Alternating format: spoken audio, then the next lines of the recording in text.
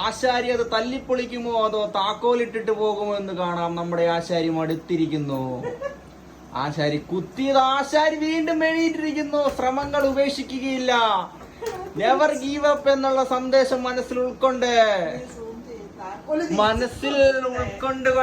ഇതാ വരുന്നു. ചിലതൊക്കെ പഠിപ്പിക്കാൻ പണിക്കാരെ ഞാൻ ചിലതൊക്കെ പഠിപ്പിക്കുമെന്നുള്ള ആവേശത്തോടു കൂടി